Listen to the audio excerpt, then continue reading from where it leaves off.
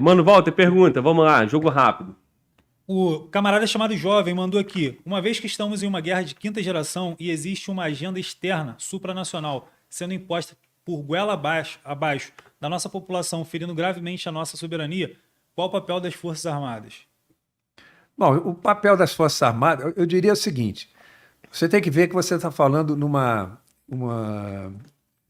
nova ordem mundial, não é isso? Impondo, né, os seus interesses no mundo todo. Isso acontece no mundo todo. Não depende, né, quem vai, digamos assim, bloquear isso aí não são só as Forças Armadas. Tá?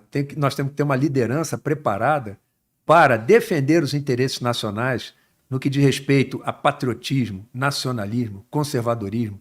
E isso daí a gente só vai mudar quando a gente entrar no sistema educacional, que, embora 4 anos de um governo de direita, não de extrema direita, um governo de direita, centro-direita e conservador, o nosso meio acadêmico estudantil continua mobiliado pela esquerda. Vários ministérios do governo continuam mobiliados pela esquerda.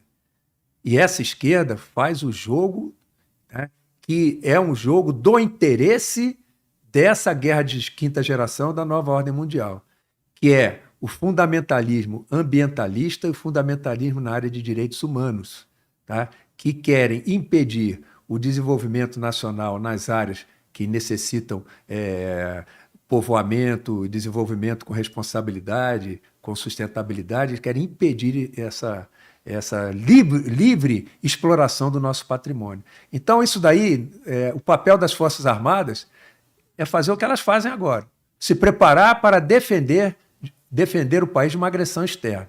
Só que elas não recebem os recursos necessários para desenvolver a capacidade de dissuasão extrarregional.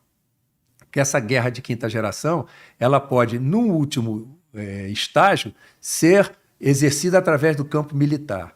Mas ela é exercida principalmente e durante todo o tempo no campo informacional, no controle da narrativa. Então, para recuperarmos o controle da narrativa, nós temos que preparar a gente para a mídia, para o exercício do jornalismo, da parte de mídia, né?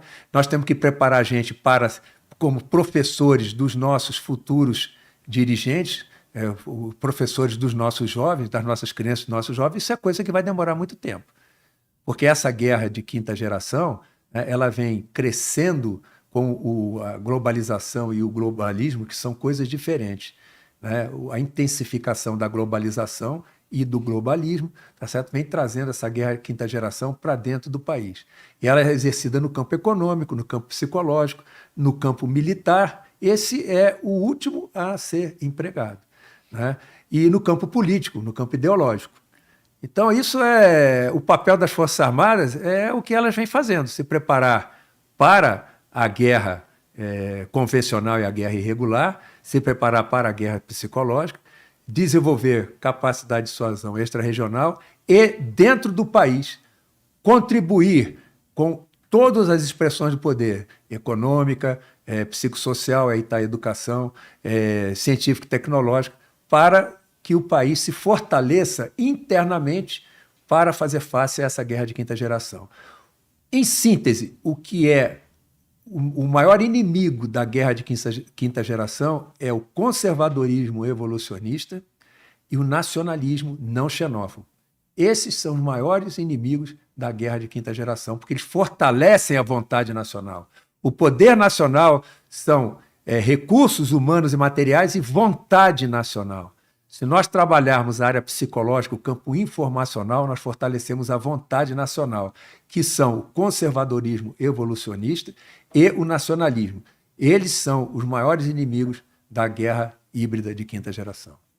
Mas e como que o Exército está atuando em exemplos práticos em relação a isso? Como que pode atuar? Ele atua na área que ele pode atuar. O Exército ele tem uma área de atuação, ele não pode atuar em toda a sociedade, em todos os campos. É impossível. Então ele pode contribuir formando gente. Você forma um soldado. Esse soldado, quando ele vai para o mundo civil, grande parte deles, não todos, às vezes alguns até são cooptados para marginalidade, mas grande parte deles vão com uma formação cívica.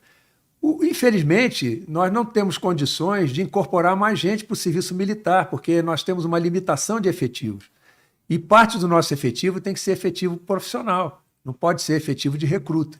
Então, esses recrutas que chegam, os oficiais formados em CPOR, NPOR, que vão para a vida civil, esses são também arautos, né, do conservadorismo, né, do civismo, do patriotismo. Então, é a área que nós podemos agir. Agora, nós precisamos ter outras instituições, outras corporações que se agreguem a vamos chamar, essa campanha de valorização, né, do patriotismo, do civismo, da cidadania, né, em todo o país. Não queiram que as Forças Armadas resolvam todos os problemas do país. Elas são muito limitadas para isso e fazem muito mais do que elas até teriam, em termos de recursos, capacidade de fazer. Mas não pense... O que as Forças Armadas podem fazer? Pode fazer pouco, mas esse pouco que elas fazem é muito mais do que elas têm em termos de recursos para fazer, porque elas se dedicam muito a isso daí. É uma dificuldade de lidar com essa guerra de quinta geração, né? E assim, a força não estatal atua com muita facilidade. Uhum. E aí o Exército e as Forças Armadas são tradicionalmente a formação para atuar em outro campo, não nesse, né? Quer ver a guerra de quinta geração? Essa campanha que se faz para dizer que o Brasil, satanizando o Brasil com relação ao meio ambiente, particularmente na Amazônia, e com as políticas indigenistas. Então, essa é uma campanha que vem de fora, que massifica uma mensagem e que é adotada por ONGs que estão aqui dentro, né, e que recebem recursos até mesmo do nosso governo para fazerem políticas e ações de interesse de potências estrangeiras. Aí você vai para o Legislativo e lá tem uma CPI das ONG, que não consegue emplacar aquilo que julgaram necessário, né, as propostas do parecer da CPI das ONG. Por quê? Esbarraram no Judiciário, esbarraram às vezes no próprio Legislativo. Então, o que as Forças Armadas podem fazer quanto a isso aí? Estão lá ONGs, milhares de ONGs na Amazônia, defendendo interesses de potências estrangeiras e satanizando o Brasil, né, como se o Brasil fosse um predador ambiental e não